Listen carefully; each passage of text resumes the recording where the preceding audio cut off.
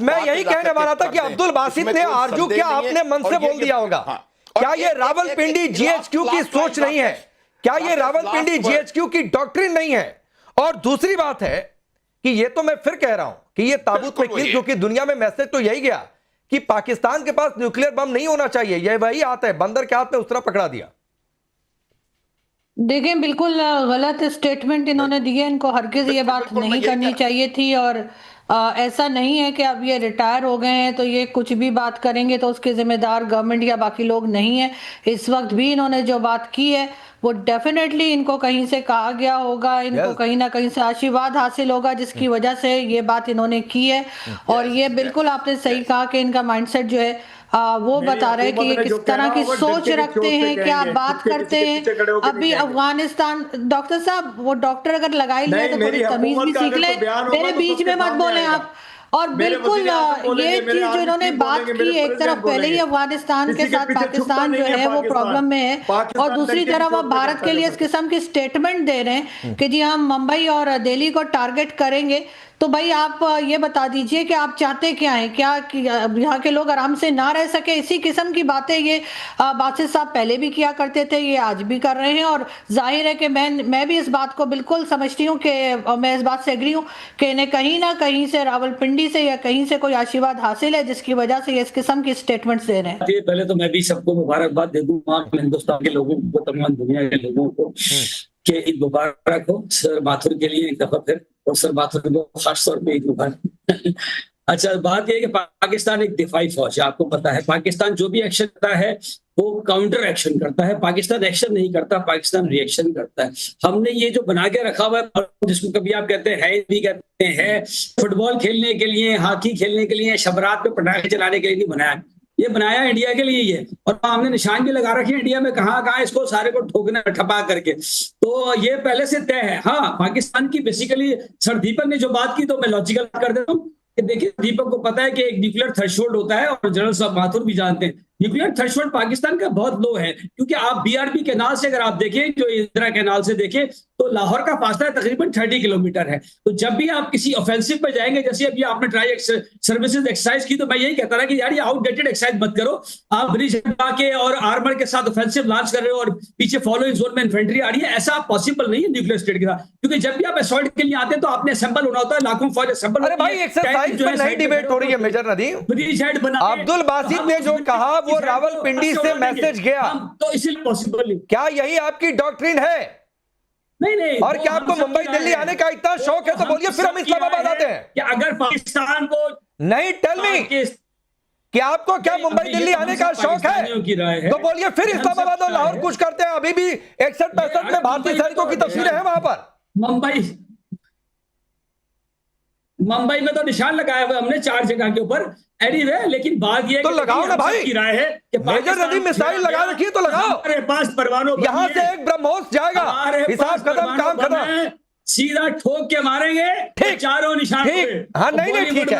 अब माथुर सर, इन्होंने मेजर नदीम ने अब्दुल बासित की बात को सेकंड कर दिया। और जो मैं और आरजू कह रहे थे, कि रावलपिंडी से मैसेज गया होगा, तो ये रावलपिंडी से ही मैसेज गया है, क्योंकि मेजर नदीम बासित की बात को सही कह रहे हैं। बिल्कुल, ये तो आपकी सोच है, आप सोच रहे हैं। राकेश बिल्कुल सही है। यही मैंने नहीं, आपकी मानसिकता को पूरी दुनिया जानती है। आपकी जो मानसिकता वो आतंकवाद की मानसिकता है, इसमें कोई संदेह। और जिस तरह से आपने अभी बोला है मेजर साहब, जिस तरह से आपने बात करी है, उससे साफ नजर आता है कि हताशा, खौफ और बिना बात में अपना आतंकवादी विचार आगे ला करके सबके सामने रखना, इसमें मुझे कोई संशय नहीं है। देखिए राकेश, मैं आपको 1-2 बातें बताता हूं बिल्कुल क्लियर कि क्या है कि इनको 2-3 चीजों से जो खौफ पाकिस्तान को है वो 2-3 चीजों से है।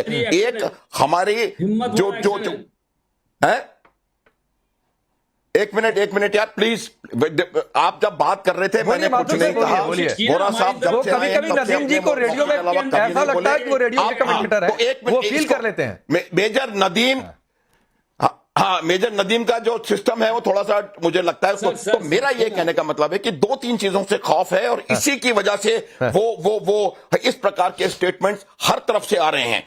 चाहे वो असीम मुनीर स्वयं हो, जो उन्होंने दिया था, उसके बाद ये बासित। एक चीज बिल्कुल साफ है कि वो भारत के नेतृत्व से, भारत की काबिलियत के वो अब we will not take any nonsense, जो कि हमने करके दिखाया, सर्जिकल स्ट्राइक में करके दिखाया, बालाकोट में करके दिखाया, ऑपरेशन सिंदूर में। एक सेकंड और प्लीज राकेश प्लीज। और अब जो दूसरी चीज है कि हमारी इंडिजिनस कैपेबिलिटी से इनको तकलीफ है। अब जब ये कहीं और से इनको मार पड़ने वाली है, तुलसी गाबार्ड का स्टेटमेंट है, उसके लाइट में ये उन्होंने स्टेटमेंट उनसे दिलवाया गया है। ये ऐसा छोटा मोटा आदमी नहीं है, ये जर्मनी में भी ये एम्बेसडर थे पाकिस्तान के, और ये बहुत नहीं एक और बात है सर, चीजों को मैं एक और बात कहता हूं, उसके इस प्रकार अमेरिका इजराइल ईरान में जो लड़ाई चल रही है वो लड़ाई अपनी जगह, लेकिन 4 फरवरी को एक इंटरव्यू था और दीपक वोरा सर शायद वाकिफ होंगे, वो खामनेई के संभवतः ग्रैंडसन का इंटरव्यू था और उस इंटरव्यू में उन्होंने ये कहा था कि जिस दिन न्यूक्लियर बम हाथ आएगा इजराइल को उड़ा देंगे। और मेजर नदीम आपने फिर वही बात बोली है कि हमने अपना न्यूक्लियर बम हिंदुस्तान के लिए बनाकर रखा है और मुंबई पर 4 मिसाइलें तान कर रखी हैं। जवाब देंगे, जवाब नहीं जवाब आपने तो कहा ही नहीं कि जवाब देंगे। यहां तो बात ही नहीं हो रही है कि हिंदुस्तान हमला करेगा तब आप जवाब देंगे। ना ये बात ही नहीं हो रही है। बात तो यहां से शुरू हुई मेजर नदीम, बात तो यहां से शुरू हुई कि अमेरिका हमला करेगा तो भारत पर हमला करेंगे। बात तो यहां से शुरू हुई, जिसका कम से कम इरशाद जी की 10 बातों से मैं कई बार असहमत होता हूं, लेकिन इरशाद जी ने कहा कि वो रिटायर आदमी है, छोड़ दीजिए उसकी बात को। तब मैंने सवाल किया कि अपने मन से नहीं बोला होगा। आप तो अब्दुल बासित की बात को सेकंड कर रहे हैं। हम अमेरिका कम से कम आज इरशाद का स्टैंड थोड़ा तो सही है। एडवोकेट जहांगीर सर, 2 मेहमान बाकी है, मैं जल्दी से उनके पास बोलूं। एडवोकेट जहांगीर, बतौर पाकिस्तानी क्या आज आपको लग रहा होगा कि कैसे हमारे हुक्मरान है, किस तरीके के डिप्लोमेट है, जिहादी भरे हुए वहां पे? सर बड़ी मेहरबानी, और मेरी तरफ से आप सब देखने वालों को और पैनलिस्ट को साथ साथ ईद मुबारक और सलाम मेरी तरफ से अर्ज है। सर इसका देखें, बिल्कुल अभी मेजर साहब, शायद मैं नाम नहीं, मुझे याद नहीं आ रहा, उन्होंने अभी स्टेटमेंट दिया कि पाकिस्तान से बयान दिलवाया गया है, वो बासित साहब से पाकिस्तानी एस्टेब्लिशमेंट ने या पाकिस्तानी ऑफिशियल्स ने बयान दिलवाया है। तो सर ऐसे ही है जैसे हमने जो है आपके तैयारे गिराए या आपके तैयारे SU-30 या तेजास गिराए या गिरवाए गए, और राफेल ऐसे ही है जैसे गिरवाए गए। तो ऐसे ही है सर, ये अनऑफिशियल बात है। कई बार एडवोकेट जहांगीर ऑफिशियल बातें अनऑफिशियल तरीके से कही जाती हैं। ये तुलसी गाबार्ड ने ऑफिशियली कहा कि पाकिस्तान थ्रेट बन रहा है। सर उसका फिर काउंटर फिर जो है चेयरमैन साहब ने किया था, जो वहां पे चेयरमैन थे, उन्होंने जो उनको काउंटर किया था कि आपकी यही स्टेटमेंट जो है इराक के बारे में थी, आपकी यही स्टेटमेंट ईरान के बारे में थी, आपकी यही स्टेटमेंट 1-2 और देशों के बारे में थी, तो वो शी वाज ब्लंक, तो उसके पास एक भी शब्द नहीं था बोलने के लिए। तो मैं तो यही कहूंगा कि बासित साहब का कोई ऑफिशियल स्टेटमेंट नहीं है, एक पर्सनल विजन है, एक पर्सनल ओपिनियन है, तो हर किसी को राइट है अपने पर्सनल ओपिनियन देने का। सर मतलब आपके यहाँ वजीहा सहित मतलब पाकिस्तान में हर किसी को राइट ये मिल जाता है कि चलो रे भारत पर हमला करो, यही चूरन बेचा है आपके हुक्मरानों ने? देखिए, सबसे पहले तो आप सबको ईद मुबारक। और ये जना साहब बैठे हैं, दीपक जी बैठे हैं, बड़े लोग हैं, मैं बड़ा एहतराम करती हूँ। मैं सिर्फ इतनी बात कहूंगी कि बाकियों ने जो बासित साहब के बारे में कहा सो कहा, मैं तो सिर्फ ये कहूंगी जी, मैं डिफेंस एनालिस्ट भी हूँ, मैं बहुत सारी चीजें देखती हूँ, सुनती हूँ। तो अभी कुछ महीना पहले ना, चंद माह पहले, पिछले साल के सितंबर अक्टूबर में आपके जो है आर्मी चीफ ने, उन सब ने कहा था पाकिस्तान को उड़ा देंगे, गायब कर देंगे। वो तो ऑफिशियल था ना, देवर इन यूनिफॉर्म। तो जब आपके यूनिफॉर्म वाले हमें कह सकते हैं कि हम आपको खत्म कर देंगे, पाकिस्तान दुनिया पे ही नजर नहीं आएगा। मैं राकेश आपका शो देखती रहती हूँ और लीगल लोगों के भी देखती हूँ, हर शो में हमें ये कहा जाता है, राकेश आप तो कोई प्रोफेशनल ना, आप डिफेंस एनालिस्ट है ना, आप गवर्नमेंट को रिप्रेजेंट करते हैं, आप तो एक पत्रकार हैं, जब आप कह सकते हैं तो बासित क्यों नहीं कह सकता? हाँ, और बासित को नहीं है कि उस टास्क को नहीं। वजीहा जी मैं कहता हूँ, और हमारे मैन इन यूनिफॉर्म भी कहते हैं, एक छोटा सा काउंटर है मैडम 10 सेकंड का, मैं कहता हूं और हिंदुस्तान का शायद हर आदमी बोल दे, लेकिन ये नहीं कहता है कि अमेरिका हमला करेगा तो हम पाकिस्तान में घुस जाएंगे, या फिर नेपाल घुसेगा तो हम पाकिस्तान में घुस जाएंगे। हम ये कहते हैं कि आतंकी भेजोगे, गोली का जवाब गोले से देंगे। हम ये कहते हैं आतंकी भेजोगे, बातचीत हम आज भी कहते हैं। मैं आज भी कहता हूं वजीहा सही कि अगर रिलेशन बेहतर चाहता है पाकिस्तान, पीओके छोड़े, मुझे बात आतंकी करने रास्ता दीजिए बंद ना, करें, सब कुछ ठीक है, राकेश, लेकिन अगर आतंकी भेजेंगे तो घुस के मारेंगे और आर्मी को नहीं वो तो मारेंगे, हमारा भी है, आतंकी देखो, जो ठिकानों को हमारे साथ मारेंगे। काम करेगा हम भी जवाब देंगे। फारिग हमने चूड़ियां तो नहीं पहनी थी, हमने एटम बम क्यों बनाया हुआ है? आपने भी इसलिए बनाया है जलाने के लिए, हमने भी इसलिए बनाया चलाने के लिए, मिसाइल भी इसलिए बना रहे हैं, इतने अरबों डॉलर खर्च रहे हैं, दोनों मुल्क तो किस लिए कर रहे हैं? सिर्फ इनको सजावट तो नहीं करनी है ना कभी तो काम आएंगी ना ये चीजें। जैसे कि ईरान के ऊपर अब काम आ रही है और जो है इसराइल और अमेरिका ने हमला किया तो ईरान अब जवाब दे रहा है। आप क्या सोचते हैं कि पाकिस्तान को ईरान साबित होगा या पाकिस्तान कुछ और होगा? पाकिस्तान ने बहुत लंबी प्लानिंग कर रखी है, ये आप लोग भी जानते हैं। मतलब मैडम आपकी इतनी लंबी प्लानिंग नहीं है कि अमेरिका हमला करे तो अमेरिका को जवाब दे पाए। आपकी इतनी प्लानिंग नहीं है तो कम से कम अपना मखौल दुनिया में मत उड़ाइए। डिफेंस एनालिस्ट कहे की बात की है। जब आप जो मैं आरजू से एक टिप्पणी ले लेता हूं, फिर मैं आता हूं माथुर सर। आरजू जी अमेरिका हमला करेगा तो भारत पर हमला करेंगे, ये तो आपके यहाँ की डिफेंस एनालिस्ट कह रही है। फिर कह रही है कि हमने परमाणु बम सजाने के लिए थोड़े नहीं रखा है, तो भारत के पास तो न्यूक्लियर ट्रायड है, कहां से जाएगा पता नहीं असल चलेगा। बात तो यही है, असल जो इशू है वो यही है उनकी बात के अंदर, बासित साहब की। और that is targeting India not USA. तो ये चीज आप समझिए कि पाकिस्तान के पास ऐसा कोई मिसाइल नहीं जो अमेरिका तक मार कर सके। हम तो हमारा तो टारगेट, जैसा कि मेजर नदीम ने कहा या निशाद साहब या जो भी बैठे हुए, हमारा टारगेट तो इंडिया, हमारा तो 3000 किलोमीटर से आगे अभी बैलिस्टिक मिसाइल का प्रोग्राम ही नहीं गया है। जिस दिन जाएगा उस दिन अमेरिका को खतरा होना चाहिए ना। और जो बात तुलसी गबार्ड को हमारे नुमाइंदे ने वहां पर जवाब दिया, तो फिर उसको क्या था बताती है कि पाकिस्तान ने कौन सा प्रोग्राम बनाया है। आरजू को सुनिए जी, देखें मुझे तो यही समझ में नहीं आ रहा कि अगर अमेरिका हमारे ऊपर अटैक करेगा, अगर इजराइल या अमेरिका में से कोई पाकिस्तान को हिट करता है तो हम जाकर भारत को क्यों अटैक करेंगे?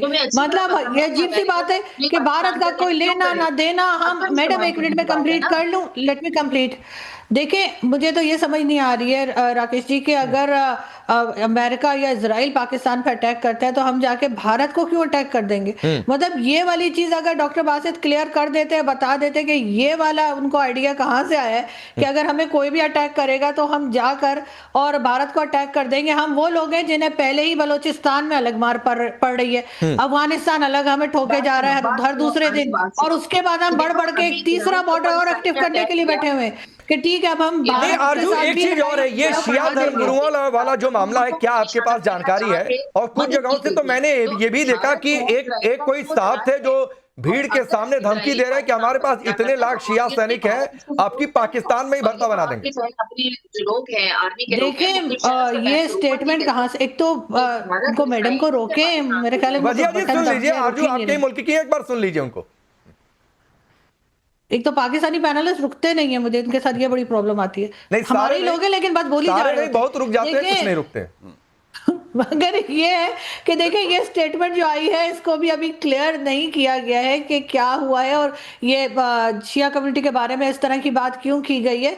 लेकिन मेरा ख्याल है कि वो कुछ मिसअंडरस्टैंडिंग हुई होगी, कोई और बात की, वरना जो आप जानते हैं कि चाहे कोई फील्ड मार्शल हो, कहीं का बादशाह हो, कहीं का सदर हो, अपने घर में तो वो मतलब घर के लोगों से डरता ही है। तो मैंने तो सुना है कि उनकी तो वाइफ शिया है तो वो जाकर ऐसी बात कर देंगे कि घर में जाकर जो है और मुसीबत हो जाए कि क्या बोलकर आए हो। तो मुझे तो नहीं लगता कि फील्ड मार्शल साहब ने ऐसी बात की होगी कि अगर बहुत लेकिन ये बात कुछ तो हुई है। देखिए एडवोकेट जहांगीर भी मुंह बंद करके हंस रहे हैं, कुछ तो बात हुई है, क्योंकि अगर शिया धर्मगुरु कह रहे हैं कि दूसरे राउंड की मीटिंग से पहले ही मुनीर चले गए, हमारी बेइज्जती हो गई और ये बेइज्जती हम बर्दाश्त नहीं करेंगे। सकती है, मिसअंडरस्टैंडिंग हो सकती है राकेश जी। चलिए आप एक थिन लाइन मेंटेन कर रही है तो आरजू ठीक है, मैं इसका भी सम्मान करता हूं। लेकिन दीपक वोरा सर, क्या पाकिस्तान में सिविल वॉर के हालात है? यह सवाल इसलिए क्योंकि शिया एकदम से अगेंस्ट हो रहे हैं। दूसरी बात है कि अगर मुनीर ने यह कहा कि भाई ईरान चले जाओ, तो क्या अमेरिका, सऊदी और खाड़ी मुल्कों का प्रेशर है कि ईरान के साथ एकदम खड़े नहीं दिखना है, जो बीच में कौमी एकता के नाम पर ये लोग खड़े दिखने की कोशिश कर रहे थे। तीसरी बातचीत यह है कि ये गीदड़ भभकी, क्या आगे अब इस बात में दुनिया में मैसेज है कि भाई इसका इलाज करना है? बहुत अहम प्रश्न आपने पूछा है। मैं जवाब में एक चीज देना चाहता हूँ। सर मेरा एक अपना ग्रुप है, तो जब ये फॉर्मर हाई कमिश्नर साहब ने जो कुछ कहा है, तो एक फॉर्मर पाकिस्तानी एम्बेसडर मेरे ग्रुप के मेंबर, उन्होंने जवाब दिया कि मैं सुन रहा था इस व्यक्ति को कहते हुए कि अमेरिका अगर हम पे न्यूक्लियर बॉम्ब फेंकेगा तो हम ये करेंगे। तो मुझसे लिखता है कि एम्बेसडर डू यू नो मैं क्या करूंगा, मैं खुदकुशी कर लूंगा अगर अमेरिका ने हम पर हमला किया। This is an intelligent Pakistani saying उनसे कौन टक्कर लेगा, मुकाबला कौन करेगा। सेकंड थिंग सर, बहुत बात मैंने सुनी है इस्लामिक बॉम्ब की। ये इस्लामिक बॉम्ब के तो सब कह रहे हैं इंडिया स्पेसिफिक है, पर ये तो इंडियन बॉम्ब है ना sir, anti India. Islamic bomb कहां से बन गया? मेरा ख्याल ये क्लियर नहीं है अपने माइंड में, ये किस टाइप का बॉम्ब है। अगर सिर्फ एंटी इंडिया बॉम्ब है तो कह दीजिए ना, जो आप अभी कह रहे हैं। ये कहना इस्लामिक है, डजंट मेक सेंस। फाइनली जो आपने अभी बात बताई, सिविल वॉर तो मैंने इंटरप्ट नहीं किया था मैम आपको। सिविल वॉर तो शुरू हो चुकी है सर, उस तरफ से अफगानिस्तान ठोक रहा है, खैबर पख्तूनख्वा में आप जानते हैं बलू, सब कुछ भारत की गलती है। अभी बोलेंगे ये देखना, ये जो साहब बैठे हैं सब भारत कर रहा है, भारत कर रहा है। ये अज्ञात लोग इनके लीडर्स को जो है आतंकी मार रहे हैं, सब भारत कर रहा है। ठीक है, मेजर नदीम कुछ कह रहा है, 30 सेकंड बोलिए मेजर नदीम, 30 सेकंड। देखिए, हमने तो अभी जो है ना, मैं अभी जाके तो बताऊंगा कि जी ये दीपक बोहरा साहब का घर और ये जो हमारे माथुर साहब के घर को मार्क कर ले, उसमें भी प्लस का निशान बना दे, ग्राउंड जीरो का चीज ऐड वहां पे लिख देंगे इंशाल्लाह, बेफिक्र रहे। देखिए ये जो बात कर रहे हैं ये झूठे, पहली बात ये बॉम्ब नहीं है, कम से कम चीप हरकतें बंद करिए भाई। एंटी इंडिया बॉम्ब है, एंटी इंडिया बॉम्ब है। दीपक बोहरा सर और माथुर सर के घर पर प्लस का निशान बना देंगे। आपके पूरे मुल्क पर प्लस का रेड मार्क बना हुआ है। जी जी बेफिक्र, पूरे मुल्क पर रेड मार्क लगा दिया है अब्दुल बासित और मुनीर ने। नहीं आपकी खोपड़ी में समझ आ रहा है, मैं क्या करूं भाई। Mathur sir last comment. Rakesh ये हताशा है, ये खौफ है, खुदकुशी कर लूंगा, खुदकुशी नहीं, खुदकुशी करवाएंगे लोगों से। ठीक है सर, ठीक है, सबने देखिए, लोगों से खुदकुशी करवाएंगे, सबने देखिए और धमकी दीजिए। हताशा में आदमी यही करता है और फिर वही नतीजा निकलता है जो बोहरा सर ने कहा कि जाकर कहीं खुदकुशी ही करता है, वो खुदकुशी ही होती है। आप करिएगा मुंबई दिल्ली में, वो खुदकुशी ही होगी आपके लिए, और वो खुदकुशी ऐसी होगी कि भूगोल खत्म हो जाएगा आपका। माथुर सर लास्ट कमेंट, समय नहीं है, 30 सेकंड। और हाँ, बस मैं यही कह रहा हूं कि जितने भी स्टेटमेंट नदीम ने दिए हैं वो तमाम उनकी आतंकवादी मानसिकता और सोच को दिखाते हैं। और हर बार उन्होंने ये कहा कि हम इसको मार देंगे, और डायरेक्टली इन्होंने पिन पॉइंटेड, मतलब ही इज गेटिंग पर्सनल। ये बिल्कुल हताशा और खौफ का द्योतक है।